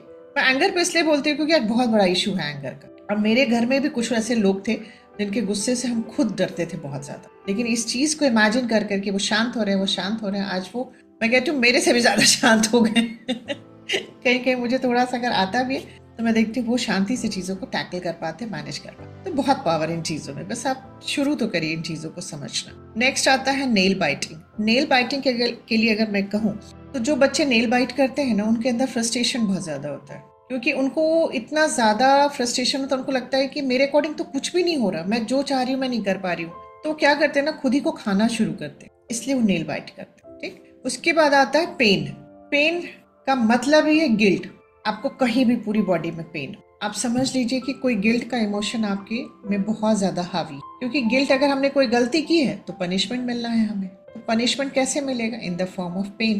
तो बॉडी पेन क्रिएट करती है, इसलिए मैं कहती हूँ सबसे ज्यादा काम करने की जरूरत हमें गिल्ट वाले इमोशंस। उसके बाद आता है कैंसर। कैंसर जिन लोगों को होता है उनके अंदर डीप हर्ट स्टोर होता है। यहाँ पे मैं थोड़ा सा एक चीज आप लोगों को बताना चाहूंगी। क्या होता है कि जब हम लोग इन पेशेंट्स पे काम करते हैं तो उनका कहना है कि मैं उन सारी चीजों को भूल चुकी, मैं एग्री करती हूँ आप उसे भूल चुके, लेकिन अगर मैं आपसे पूछूं कि एक बार मुझे फिर से बताइए तो आप एक एक लाइन फिर से बता दें, आप भूले तो नहीं हो, पहली चीज। और दूसरी चीज, आपने उसको बरी कर दिया है उन सारे इंसिडेंसेस को। Feelings buried alive never die, और अगर वो फीलिंग्स वहां बरी है तो आपकी हीलिंग को वो हिंडर कर रहा है।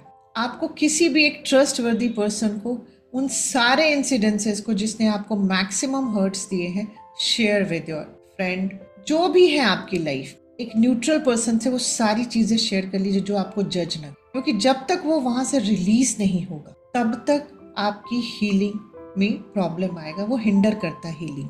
हमें क्या लगता है कि हम अगर उन चीजों को भूल चुके हैं और हमें कोई फर्क नहीं पड़ता है, लेकिन अगर उससे मिलता जुलते रिलेशंस पे बात हो रही है और आप अनईजी फील कर रहे हैं, दिस शोज की उसका इमोशन अभी भी बरीड है। अगर आपके वहां से इमोशंस रिलीज हो चुके हैं तो आपको फर्क नहीं पड़ेगा। जिस इंसान ने हमें हर्ट किया, पहले क्या होता था, जिनसे बहुत ज्यादा पेन था उनका नाम भी अगर पेशेंट्स के फॉर्म में भी दिख जाता था प्रिस्क्रिप्शन पे तो एंजाइटी और अजीब सा पैल्पिटेशन, घबराहट होने लगी। जब इन चीजों पे काम करना शुरू किया, उनको फॉरगिव करना शुरू किया, उन चीजों को शेयर किया, कुछ लिख के किया, जब इन चीजों को किया तो कम से कम पेशेंट्स के नाम में आता था तो उतनी प्रॉब्लम नहीं होती थी। फिर चैलेंज आया, जब वो सामने आए तो फिर घबराहट, बेचैनी होने लगी, माइंड सारे पास्ट रेफरेंसेस उठा के देने लगा, फिर सारी चीजें वैसी ही हो जाएंगी जिससे तुम अभी जस्ट निकली हो।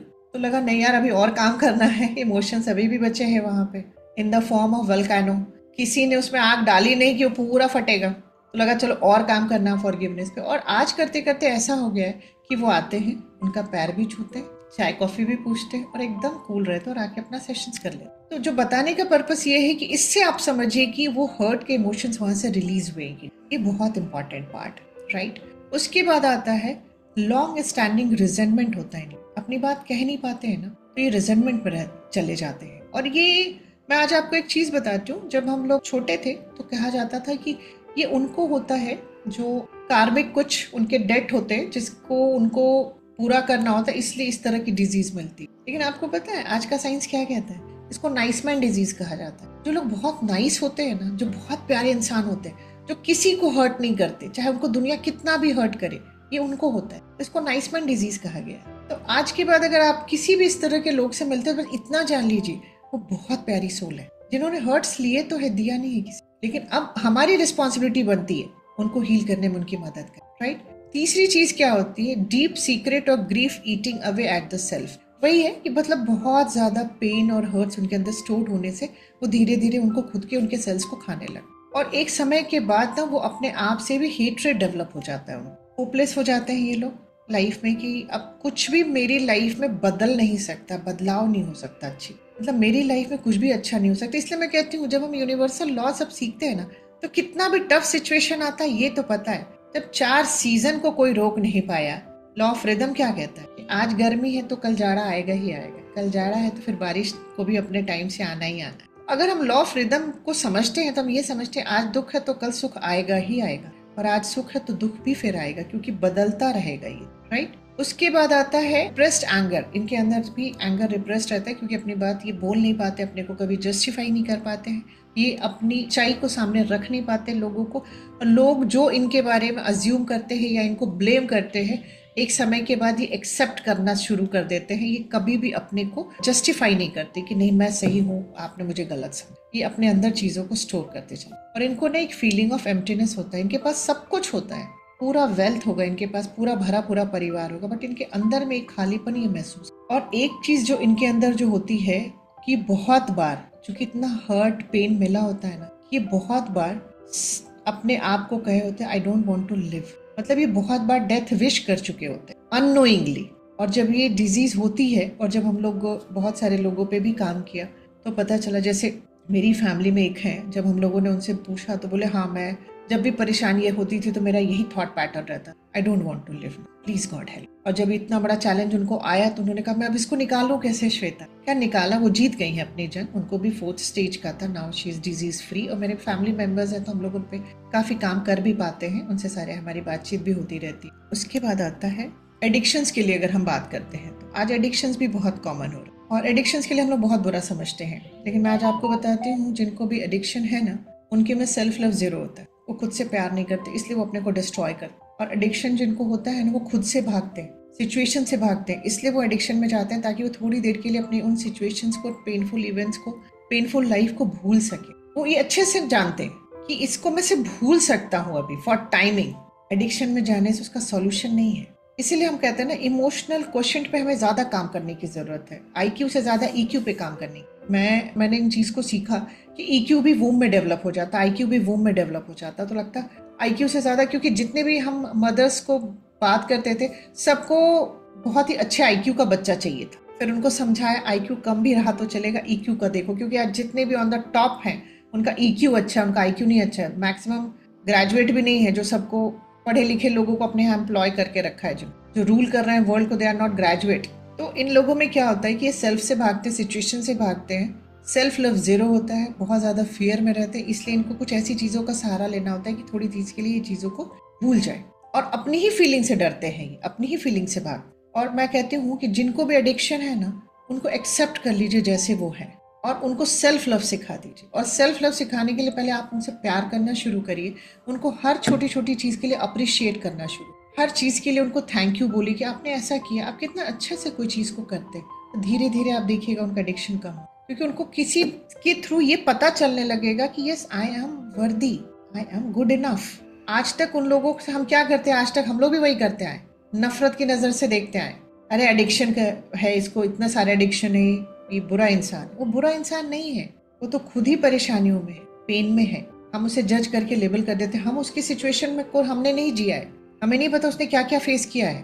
देखिए एडिक्शन 2 तरह से होता है, एक जो मैंने आपको रीजन बताया, और एक जो होता है जस्ट खेल खेल में आदत लग गई है, वो डिफरेंट चीज है, वो एक अलग चीज है। बट मैक्सिमम जो हम लोगों ने देखा है अपने आसपास, वो ये सारे रीजंस थे। एलर्जीज के लिए अगर हम कहते हैं तो एलर्जीज की जिनको भी प्रॉब्लम है, आप देखिएगा उनका सप्रेस्ड क्राइंग होता है, वो अपने अंदर तो बहुत रोते हैं बट दुनिया के सामने हंसते रहते। इनके अंदर क्या, ये अपने ओन पावर को ही डिनाई करते हैं, इनको लगता ही नहीं कि ये कुछ कर सकते, और ये अपनी फीलिंग्स नहीं शेयर करते किसी से, इनको ट्रस्ट इशू बहुत ज्यादा होता है। इनको लगता है अगर मैंने शेयर किया तो बात का बतंगड़ बन सकता है, कोई मजाक बना सकता है, बात और खराब हो सकती है। और इनका जो भी एलर्जी का, जब भी आप देखिएगा किसी को भी बहुत ज्यादा एलर्जिक चैलेंजेस जब भी किसी को होता है, उस टाइम आप देखिएगा कि ये किसी न किसी, मैं कह सकती हूँ, ट्रिगर फैक्टर उनको मिला है, तभी वो ट्रिगर होता है। जैसे हम कहते हैं ना पोलन से एलर्जी है तो pollen is a trigger factor, but आपके आसपास लोग भी हो सकते हैं पोलन की तरह काम करते हैं, उनको देख के आपके अंदर कुछ चीजें चेंज होने लगती हैं और आपको एलर्जिक रिएक्शंस हो। उस कोई प्लेस हो सकता है, कोई पर्सन हो सकता है, कोई चीज़ हो सकती है, राइट। उसके बाद आता है एमेनोरिया। एमेनोरिया का मतलब आज हम लोगों ने बच्चों में भी बहुत सारा ये चैलेंज देखा।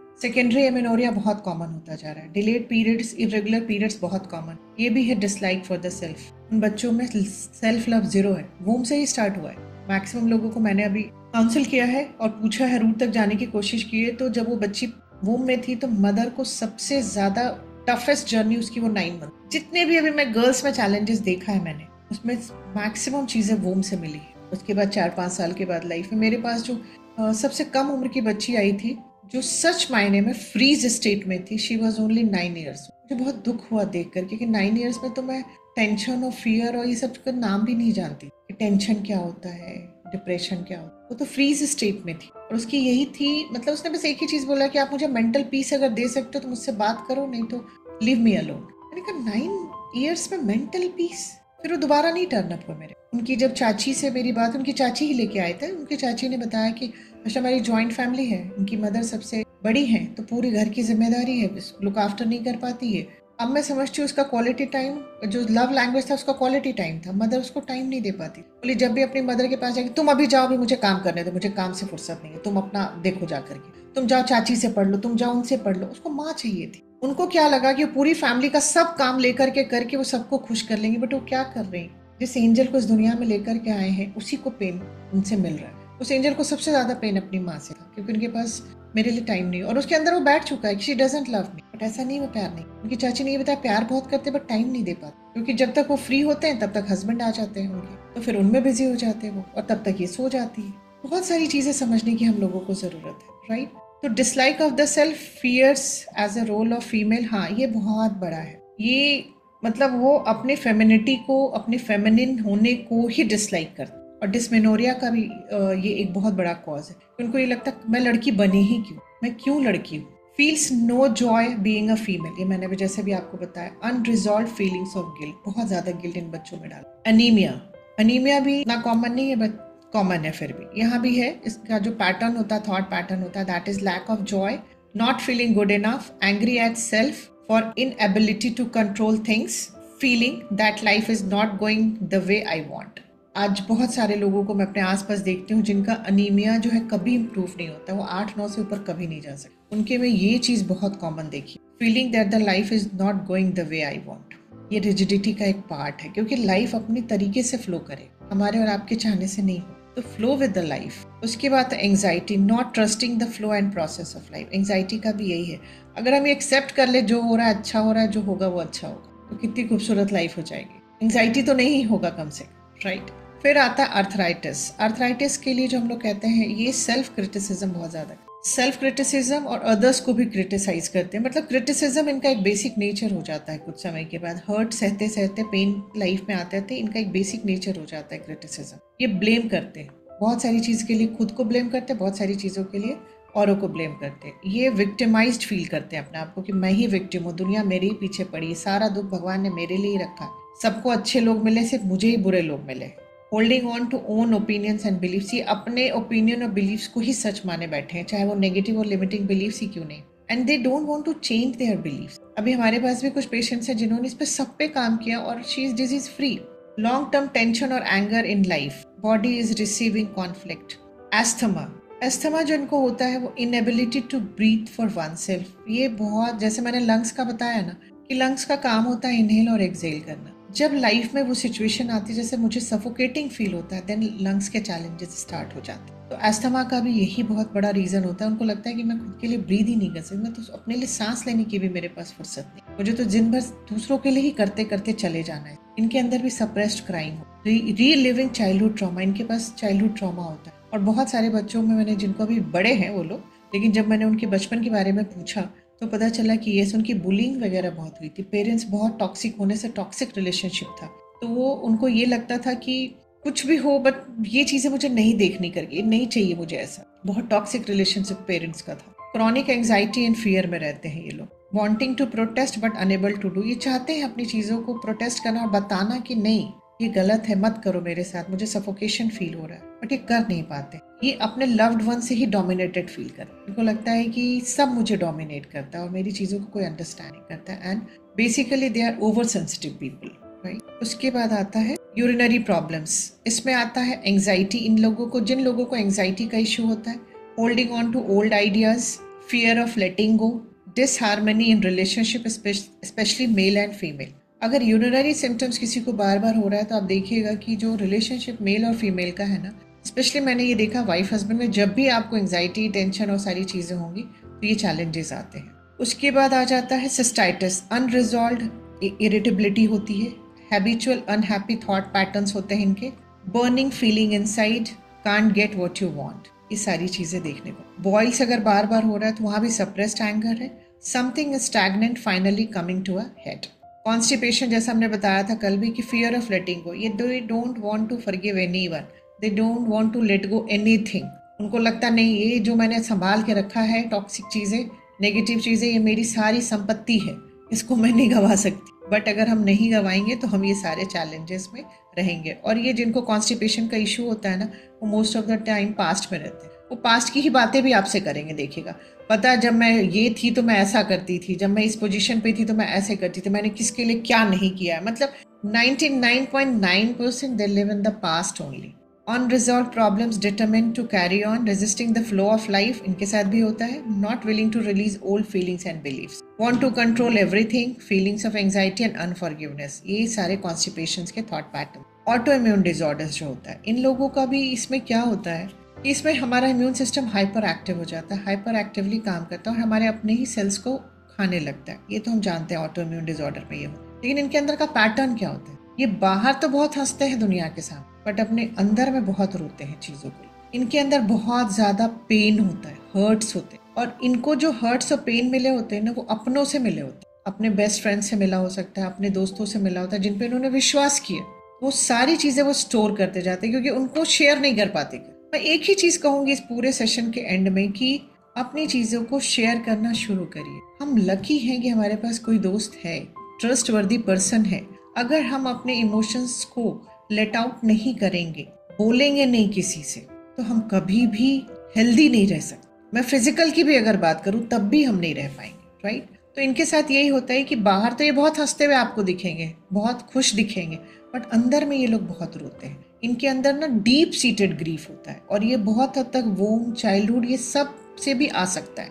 इनके अंदर गिल्ट बहुत बड़ा होता है। गिल्ट का इमोशन जिनके में भी, मैंने कहा ना, गिल्ट बहुत नुकसानदेह है, तो इनके अंदर गिल्ट बहुत बड़ा होता है। कुछ इनसे गलतियां हुई होती हैं, कुछ जाने में, कुछ अनजाने में, कुछ अपनों ने इन्हें रियलाइज कराया हो, तो ये सब मिला जुला करके इनके अंदर गिल्ट बहुत, मैं कह सकती हूँ, डोमिनेंट इमोशन हो। ये भी बहुत बार क्या, ज़्यादातर टाइम अपने को होपलेस ही फील करने लगते कि मतलब अब चीज़ें बेहतर कभी लाइफ में चीज़ें हो नहीं सकती और गिव अप कर चुके होते हैं। ये भी इस यहाँ से फिजिकली आपको बहुत सारा काम करते हुए दिखेंगे, बट इनर वर्ल्ड में वो गिव अप कर चुके हो।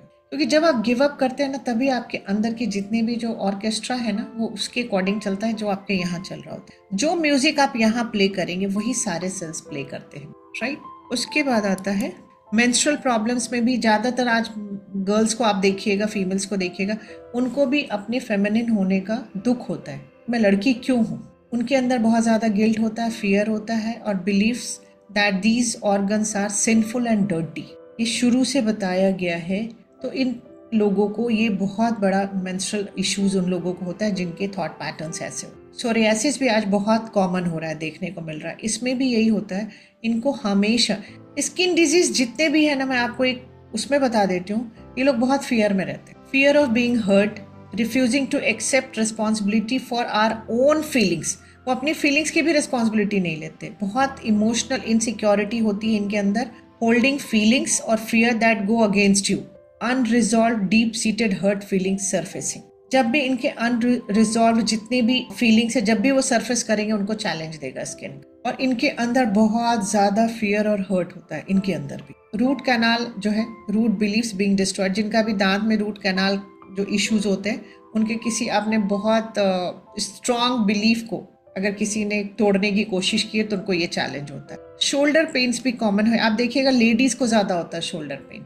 इसका रीजन मैं आज आपको बताती हूँ, क्योंकि अगर वो मदर है या सिस्टर है या जो भी है आपके फैमिली में, देखिएगा उनको राइट शोल्डर में, ऑर्थोपेडिक सर्जन्स भी एग्री करेंगे, किसी को राइट शोल्डर में, किसी को लेफ्ट शोल्डर में। लेफ्ट साइड में अगर पेन है तो आपको हर्ट जो है आपको फीमेल से है, अगर राइट साइड में आपको पेन है तो आपको हर्ट जो है मेल साइड से है। और जो आपको हर्ट है, जो आपकी प्रॉब्लम है, वो ये है कि आपको लगता है कि सारी रिस्पॉन्सिबिलिटी आपके कंधे पे डाल दी गई है। आपको लगता है कि लाइफ मुझे ही ढोना है, पूरा घर मुझे ही चलाना है, सबको मुझे ही लेके चलना है। मैं घर चलाने की बात फाइनेंशियल नहीं कर रही हूँ। जैसे मान लीजिए अगर बेटे ने कुछ बोला तो माँ का रोल क्या होता कि बेटे और बाप में कोई टेंशन ना हो जाए, उसको भी मैनेज करेगी वो। पूरे घर को एक लेकर के चलने की कोशिश की, सब परिवार के हर सदस्य में एक प्रेम बना रहे, एक अंडरस्टैंडिंग बनी रहे। तो घर में बहुत सारी लेडीज होती हैं, मम्मा, चाची, बड़ी माँ, सब होते हैं, बट किसी एक को होता है तो आप देखिएगा कि पूरे घर को लेके चलने में विश्वास रखती है और सबको मैनेज करती है। उसको लगता है ये मेरी रिस्पॉन्सिबिलिटी है कि सब एक दूसरे से खुश रह सके, एक दूसरे के बीच अच्छी अंडरस्टैंडिंग हो सके, और इस वजह से वो स्ट्रेसफुल कंडीशन में रहते हैं मोस्ट ऑफ। तो शोल्डर पेन भी उन लोगों को होता है जो carrying the burdens of life, feeling of helpless and hopeless, carrying stressful responsibilities जो मैं भी आपको बता रही हूँ, और bearing burden that don't belong to you. Actually reality में क्या होता है ना, बहुत सारी चीजें हम अननोइंगली भी उठा लेते हैं। अगर हम शांति से सोचे तो हम अपनी रिस्पॉन्सिबिलिटी शेयर कर सकते हैं लोगों से, ठीक है ये काम आप कर सकते हो, ये काम मैं कर लेती हूँ, ये चीजें हम ऐसे मैनेज कर सकते हैं, तो चीजें हो जाएंगी। बट जो लास्ट बट बहुत इंपॉर्टेंट, ये लोग भी बहुत हेल्पलेस फील करते हैं कि कोई मेरी मदद नहीं करने को आ रहा, सब अपनी अपनी जिंदगी जी रहे हैं, बट मेरे लिए कोई खड़ा नहीं हो रहा, मैं अकेले ही सारी चीजों को मैनेज करती चली जा रही हूँ और ईयर्स से करती चली जा रही हूँ। अब आपको मैं एक फैक्ट बताती हूँ, कोई अगर आपके पीछे आके खड़ा भी हो जाता है कि ठीक है मैं फाइनेंशियल चैलेंजेस आपसे 50-50% मैनेज करने को रेडी हूँ, बट वो पेन जाएगा नहीं, क्योंकि पैटर्न मेरा बना हुआ है। हमें लगता है अब तो सब चीजें शेयर हो रही, फिर क्यों दर्द बना हुआ है। तो समझा, अच्छा पैटर्न जो यहाँ बनाया वो नहीं चेंज किया, तब आपको यहाँ पे काम करना होता है कि नहीं, अब इस घर को संभालने की जिम्मेदारी हम सब की है और हम सब मिलकर संभाल रहे हैं। जब आप धीरे धीरे अपने को इस तरह के कमांड्स देने लगते हैं तो चीजें वहां से रिलीज होना शुरू हो जाती है, क्योंकि जब तक पैटर्न रिलीज नहीं होगा पेन नहीं जाएगा, राइट। उसके बाद स्किन प्रॉब्लम के लिए जैसे मैंने बताया, एंग्जाइटी होता है उन लोगों में, फियर, ओल्ड बरीड इमोशंस होते हैं, I am being threatened, snoring, stubborn refusal to let go of old patterns. Burning eyes जो है, कल देखिएगा हम लोगों को भी लगता है, फिर हम कहते हैं कि मोबाइल की वजह से हो रहा है, हम बहुत ज्यादा स्क्रीन टाइम बढ़ गया इसलिए हो रहा है। तो स्क्रीन टाइम भी जो बढ़ा है, जो आप देख रहे हो आप देखना नहीं चाह रहे हो, इसलिए आईज में जलन होती और थोड़ा सप्रेस्ड एंगर होता है और फियर होता है। तो जब भी आईज आपसे कुछ कहे तो उसकी बात सुन लीजिए, क्योंकि मुझे ऐसा लगता ना कि सभी ऑर्गन्स बहुत इंपॉर्टेंट है हमारे शरीर में, बट आईज का एक अपना रोल है। जिन्होंने इस आईज से दुनिया देखी है ना, जब इनका विजन कम होगा तो बहुत डिफिकल्टी आएगी हमारी life, right.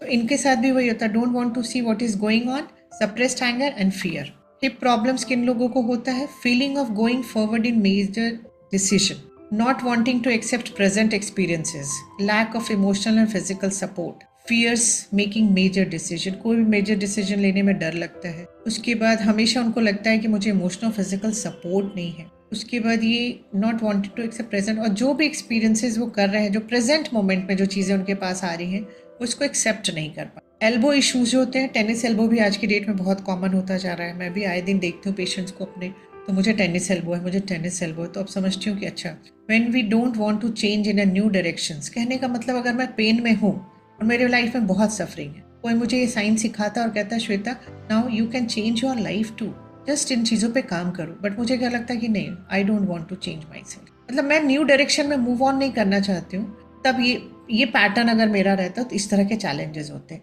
Inability to accept new experiences, डर लगता है कोई भी नया एक्सपीरियंस करने कि कल को मैं माइंड साइंस सीखूं करूं और कुछ नहीं हुआ तो, कुछ उल्टा सीधा हो गया तो। जैसे मैंने जब इस काम को शुरू किया, टेनिस एल्बो मुझे भी इशू था, मैं यही सोचती थी कि मैं मेडिकल साइंस का टाइम तो कम कर रही हूँ, क्योंकि पहले हमारा जो टाइम था वो 9:30 स्टार्ट होता था और हम लोग 9 बजे रात तक पूरा, बीच में लंच और थोड़ी देर के लिए बीच में हम लोग गैप लेते थे, बट रात में फ्री होते थे हमें 9 बज जाया करता। जब मैंने इसको सडन 5 बजे किया, 5 बजे के बाद अभी 4 बजे तक किया, तो 5 बजे का टाइम था तो 6 बज जाते थे घर आते आते, मतलब क्लियर करते करते 6, और चूंकि पीछे ही घर है तो 5 मिनट में पहुंच जाती थी। तो फिर हमने अभी उसको 3:30 किया तो 4 बजे तक खाली होते। तो जब शुरू में ये डिसीजन लेना था कि करूं कि नहीं करूं, करूं कि नहीं करूं, सही होगा कि नहीं होगा डिसीजन, तो उस समय बहुत सारे चैलेंजेस हेल्थ से भी मैं फेस कर रही थी इन चीज़ों को। तो ये समझते हैं कि inability to accept new experiences, inability to change focus, अपना फोकस चेंज करने में भी हम कर नहीं पाते कि नहीं मुझे पेन नहीं चूज करना, मुझे प्लेजर अपनी लाइफ में चूज करना,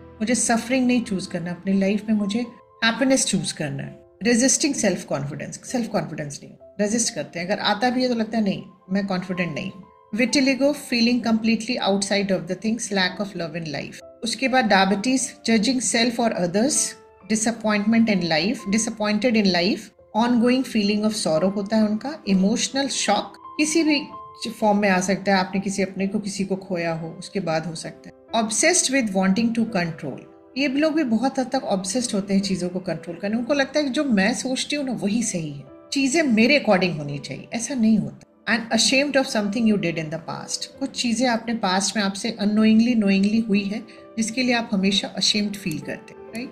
उसके बाद आता है सोर थ्रोट। सोर थ्रोट जब भी होगा तो इसका मतलब कि आप किसी को कुछ बोलना चाहते हैं, आपके अंदर एंगर हो रहा है और आप बोल नहीं पा रहे, तब आपको थ्रोट में पेन शुरू हो जाता है। और खुद को आप जब एक्सप्रेस नहीं कर पाते तो भी थ्रोट में चैलेंजेस आता है। And negative feelings going unexpressed, वही बात है। उसके बाद आता है बहुत बार कभी कभी अचानक बैठे तो मस्कुलर स्पाज्म में हमारी बॉडी चली जाती है। बहुत बार एक्सपीरियंस किया होगा मैक्सिमम लोगों ने। उस समय आप देखिएगा, उस समय जो थॉट पैटर्न रहता है वो रहता है tightening our thoughts through fear. मतलब हम किसी चीज़ को लेकर फियर में जाते हैं, माइंड में फियर जाता है, उस वजह से हमारे स्पाज्म होते हैं। और स्प्रेन्स जो होते हैं, आए दिन बहुत सारे लोगों को चोट लग जाती है तो स्प्रेन हो जाता है, वहां भी एंगर और रेजिस्टेंस होता है। Not wanting to move in a certain direction in life. Weakness का मतलब अगर बहुत सारे लोग बोलते हैं तो इसका मतलब कि शी और ही नीड्स मेंटल रेस्ट, उनको सच में मेंटल रेस्ट चाहिए। एंड उनके अंदर अनरिजॉल्व डीप सीटेड सैडनेस होता है, क्योंकि आप सारे इन्वेस्टिगेशन करा लीजिए टॉप टू बॉटम सब नॉर्मल आएगा, लेकिन जब आप रूट कॉज पे जाएंगे तो देखेंगे वो अंदर से बहुत दुखी है और वो थक गए हैं स्ट्रगल करते करते अपनी लाइफ में, चाहे वो किसी तरह का फिजिकल, इमोशनल, मेंटल, जो भी स्ट्रगल उनकी लाइफ में चल रहा है उससे वो एकदम ही टायर्ड हो गए। अब वो क्विट करने में ही विश्वास करते हैं, विश करते हैं कि now I want to quit life से।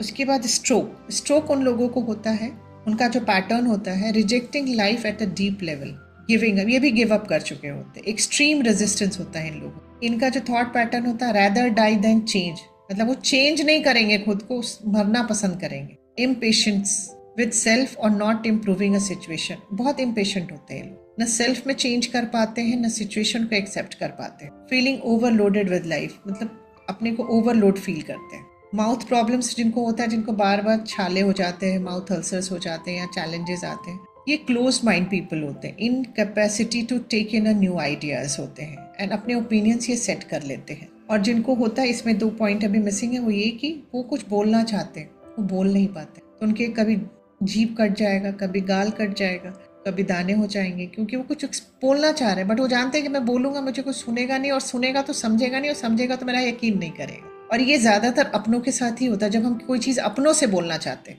अपने नियर वन डियर वन से बात करना चाहते हैं। आप इस चीज को नोटिस करिएगा, हम कहते हैं जीआई अपसेट होता है तो माउथ अल्सर्स होते हैं, बट जीआई अपसेट क्यों हो रहा है?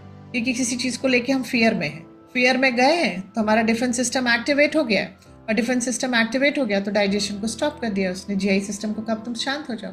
तो जीआई अपसेट तो होना ही होना है, क्योंकि खाना खाया हुआ है हमने, वो डाइजेशन रुका हुआ है। जो डाइजेशन का 3 to 4 आवर्स में टाइम है कि वो डाइजेस्ट होकर आगे मूव ऑन करना है, वो वहां रुका हुआ है। तो जीआई अपसेट तो होना ही होना है, और जीआई अपसेट होगा तो आप रूट पे जाइए ना।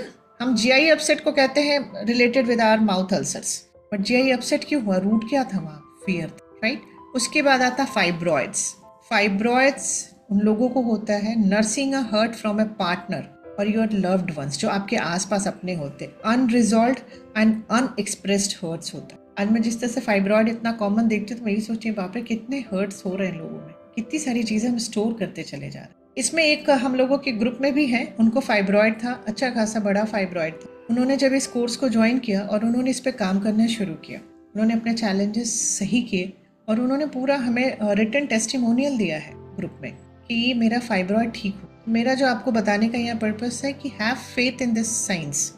अभी उन्होंने बुक भी लिखी है, उनकी बुक भी अमेजोन पे हुई है, हीलिंग पे उन्होंने कोई बुक लिखी है। मास्टर ट्रेनर है वो भी, हीलिंग पे ही काम करते हैं। बट उनका ये इशू था, जब इन्होंने सुना तो उन्होंने कहा, जब इन्होंने ट्रीटमेंट पार्ट देखा उन्होंने फॉलो किया और कुछ ही महीनों के बाद उन्होंने शेयर किया कि मेरा फाइब्रॉइड ठीक हो। उसके बाद आता है एंडोमेट्रोसिस। एंडोमेट्रोसिस भी आज बहुत कॉमन हो रहा है। मैं आज आपको बताती हूँ एंडोमेट्रोसिस, ये deep seated unresolved sadness going unanswered. इसको ध्यान से समझिए सब लोग कि बहुत सारे पेन, हर्ट्स, कह सकते हैं ना, इमोशंस जो जिसके आंसर्स नहीं मिले उसको, जिसका उसको जवाब नहीं मिला, वो रिजॉल्व हुए ही नहीं और एक के बाद एक एड ऑन होता गया और वो डीप सीट करते। हम क्या सोचे कि उसको हम भूल जाएंगे, आगे बढ़ते मूव ऑन करते जाएंगे, कुछ मूव ऑन नहीं होता। इमोशंस को बाहर निकलने के लिए ही होता है नेगेटिव इमोशंस। तो ये बहुत बड़ा रीज़न है। फीलिंग्स ऑफ फ्रस्ट्रेशन, बहुत ज़्यादा फ्रस्ट्रेशन उनका पैटर्न बन होता है, क्योंकि चीज़ों को देख रहे हैं ना कि कुछ भी सही नहीं हो रहा है इनके आसपास। ये चाह के भी चीज़ों को सही नहीं कर पा रहे, ना अपने को जस्टिफाई कर पा रहे हैं, ना इनको अपने सवालों के आंसर्स मिल रहे हैं। तो अनरिजॉल्व, मैं कहती हूँ ना, डीप सीटेड होता है इनका हर्ट। और आज मेडिकल साइंस कहता है कि एंडोमेट्रियोसिस लाइलाज बीमारी है, इनक्योरेबल है। इनक्योरेबल तो होगा ही, क्योंकि उसका जो रूट है वो डीप सीटेड हो चुका है, राइट। उसके बाद इनसिक्योरिटी की फीलिंग होती है इन लोगों में, बहुत ज़्यादा सिक्योर किसी चीज़ में नहीं फील कर पाते, ना रिलेशनशिप में, ना फाइनेंसेस में। फाइनेंसेस में एक बार को कर भी लेंगे अगर बहुत सारा मनी उनके पास है, बट रिलेशनशिप की इनसिक्योरिटी इनकी बनी रहेगी, चाहे वो पेरेंट्स से हो, किसी के साथ भी हो सकता है। पेरेंट्स से हो सकता है, भाई बहन में हो सकता है, वाइफ हस्बैंड का हो सकता है, बच्चों को लेके हो सकता है। मतलब ये इनसिक्योर फील करते हैं। लैक ऑफ सेल्फ लव, ये सबसे इंपॉर्टेंट है। Lacking in understanding of self, खुद को भी नहीं समझ पाते मेरे अंदर क्या चल रहा है, क्योंकि ये खुद से प्यार ही नहीं करते ना, तो ये खुद पे ध्यान भी नहीं देते। ये सिर्फ और सिर्फ सबको खुश रखने में, हैप्पी रखने में अपने अंदर चीज़ों को स्टोर करते चले जाए, राइट। तो this is all from my side. Love you, thank you and bless you all.